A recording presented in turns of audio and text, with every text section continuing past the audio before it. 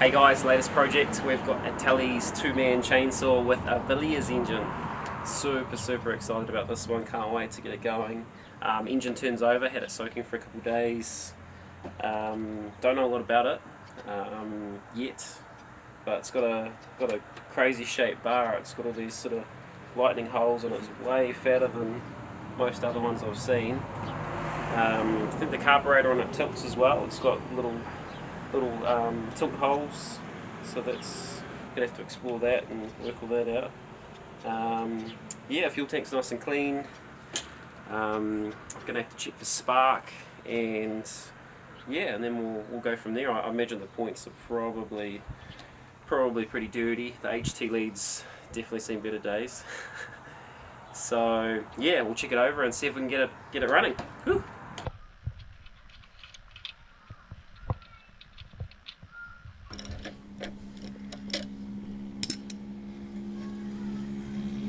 Plug doesn't look too bad. Looks like this hasn't been running excessively rich or anything. That looks, yeah, looks like it's burning pretty clean last time it was running, which is probably about maybe how the guy reckoned about 30 years ago. So yeah, cool. Right guys, coming up to the moment of truth. Oh, the HT lead doesn't look too crash hot. Is it gonna have any spark? I don't know if that's good enough earth. I might have to rough that up, but we'll see. Have to find the kill switch too. Oh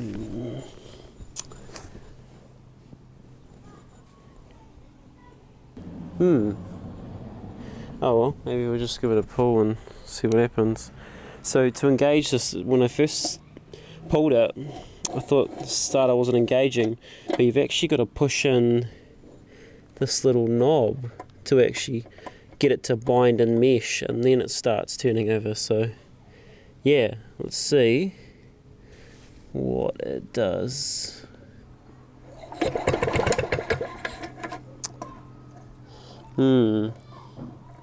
Could be the state of the HT lead. Is it? No, it's still.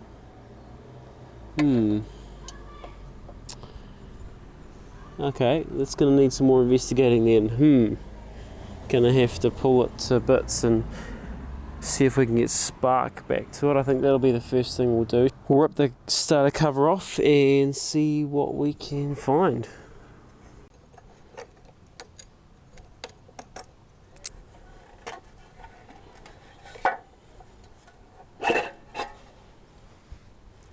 Sweet. Right, so next step, we need to lock up the piston. So we're going to get it to bottom dead center, and we're going to biff a bit of rope down in order to lock the piston so we can whip the flywheel off. Yep, cool. Right, got the old nut cruncher out. We're going to have a crack. See how tight it is. If it's too tight, we'll have to come up with another plan.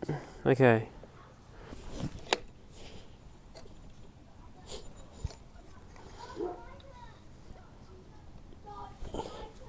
Nice. Cool, got that loose.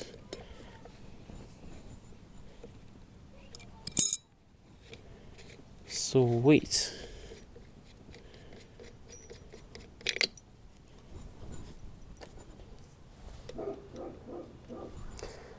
Everything on this seems to be funny sizes, so I think it's probably Whitworth, which I don't actually have any of at the moment, so just having to improvise with metric and imperial sort of combined. Bit naughty. Fantastic. Right, so here we go. We've got to look into the points, and there's the coil. Doesn't look too bad. That's a good sign, but it's hard to tell until we get the next bit off. Now, a little cheat way I've got of doing the points in situ is little bit of sandpaper doubled over. You just flick open the upper point and slide it in, and then you just, with the spring pressure holding the upper point down, you can just slide the sandpaper out like this, and do that about probably 10-15 times, and you've got some pretty good looking contacts. Right, so quick update. We'll just put the cover back on, and it had spark one time I pulled it over, and then all the others it didn't. So thinking there's sort of an intermittent short. I mean, the HT lead's completely stuffed, so gonna whip the flywheel right off. I've found the timing marks. It's got some timing marks on the flywheel, the big arrow there, which lines up with here, another corresponding mark on the case. So I think we'll whip that off and get a closer look and see what we're looking at.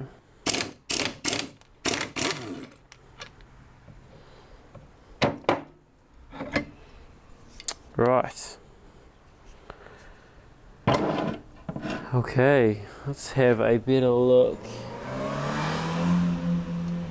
at the points in the coil. Well, the points are really good clean up. I might hit the little electrical joint there with just a little bit of electrical CRC.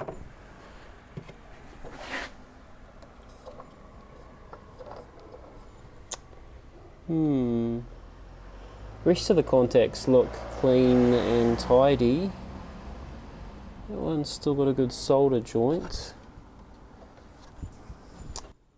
Right guys, so we'll just re-gap the points to 15 thou. When I'm not sure, I usually go about the 12 to 15 thou sort of region, because that seems to be pretty standard on all the old school machines. So got that done, got everything cleaned. Coil resistance looks fine. So I can't see a reason why it shouldn't spark, well, apart from the horrendous HT lead. So I reckon we whack it back together and temporarily hook the cover on and see if we've got any spark. Woo, hopefully, fingers crossed. Right, we'll get our little cover back on.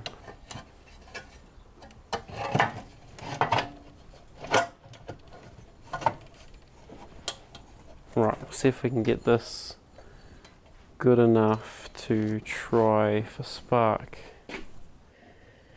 Right guys, sorry the lighting's getting pretty bad now, but I thought just before I head inside for the night, I'll show you the spark. It's got a really good spark. Now, try and hold the tripod while holding the button in.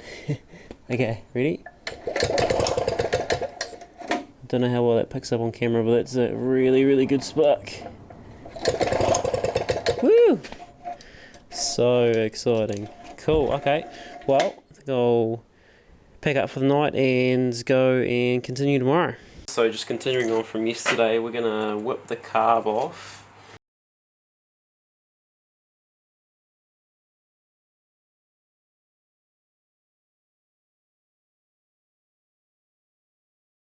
Right, moment of truth, let's get the float ball off.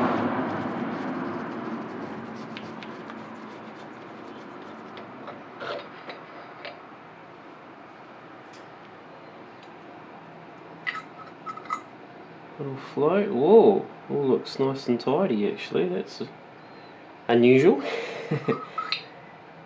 Oh, beautiful. Wow, okay, cool. Oh well, that's a bit of a relief. Well, we'll just clean the outside, give the inside a little look over. Take the float, looks like it's all functioning properly. Right. Cool.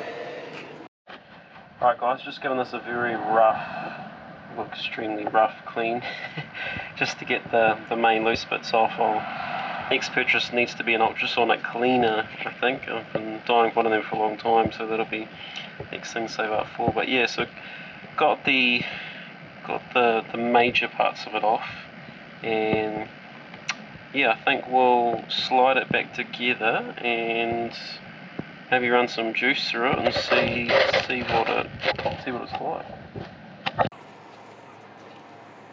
Cool. Fuel line nipped up. Right.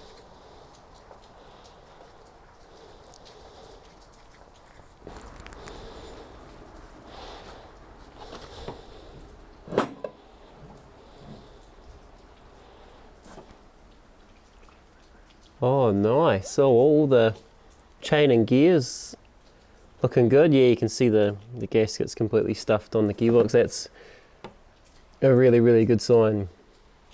Well, it doesn't look like it's been run dry for too long. There's no sort of heat or burn marks on any of the sprockets that I can see.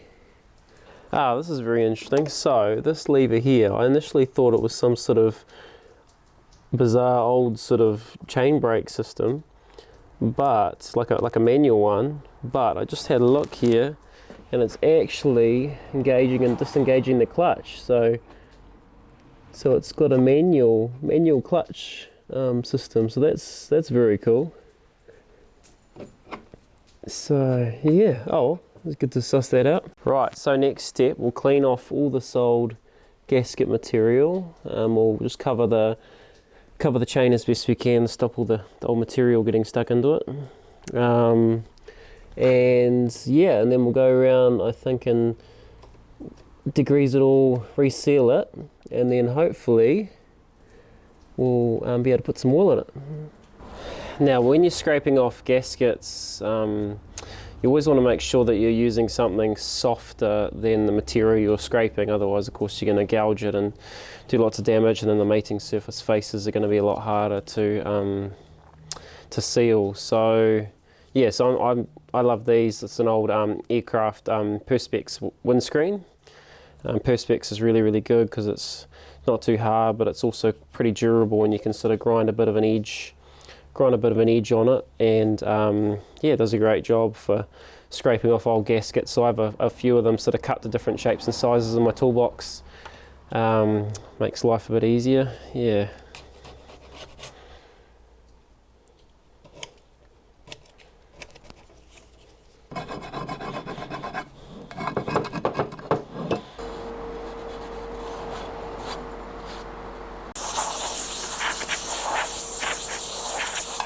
So it's all clean, everything's looking real good.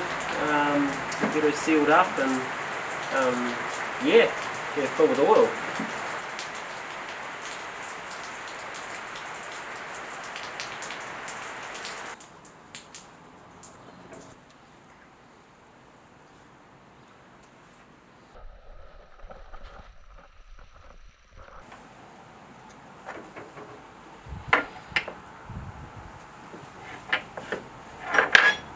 Alright guys, I think it's time to bank some juice in it and see if we can make some noise.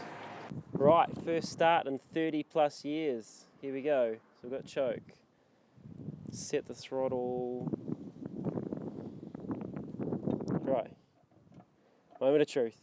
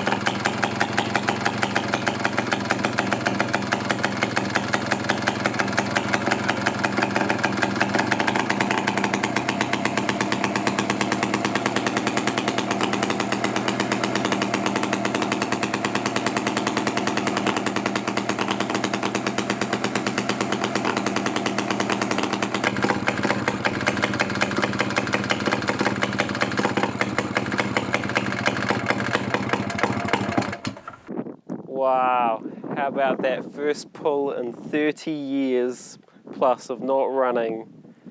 That is absolutely unreal. Man.